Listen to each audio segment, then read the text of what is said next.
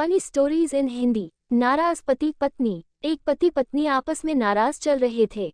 नाराजगी भी इतनी थी कि एक ही कमरे में रहते हुए आपस में एक दूसरे को बोलते तक नहीं थे। दोनों अपने अपने काम में कोई कमी नहीं आने देते। जैसे सुबह पति उठता तो पत्नी चाय टेबल पर रख जाती और ऑफिस का समय होता तो लंच बॉक्स तैयार करके देती। इसी तरह पति भी ऑफिस से आते हुए सब्जी राशन आदि लाकर रख देता।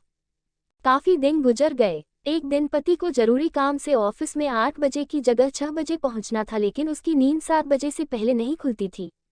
रात को सोने के समय पति को विचार आया कि सुबह मुझे 5 बजे कौन उठाएगा।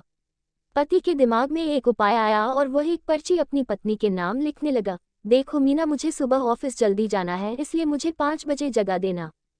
इस तरह पर्ची लिखकर वह पत्नी के बेड पर रख आया और बेफिक्र होकर सो गया। पत्नी पर्ची उठाकर पढ़ी और कुछ सोचा और वह भी सो गई।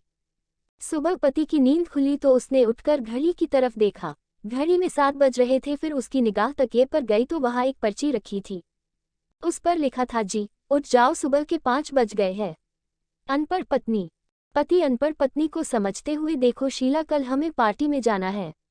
तुम अच्छी तरह तैयार हो जाना और पढ़ी लिखी जैसी पोशाक पहनना, क्योंकि वहां पर सभी बड़े लोग इकट्ठा होंगे और उस पार्टी में ज्यादातर अंग्रेजी बोलेंगे।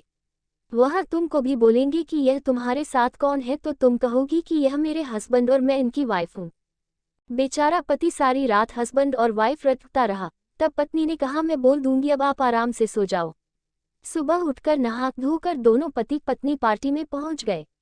वहां पहुंचते ही 5-6 महिलाओं ने उनको घेर लिया और पत्नी से पूछा, ये आपके साथ कौन है? तो पत्नी ने कहा, ये मेरे हेड पंप है और मैं इनकी पाइप हूँ।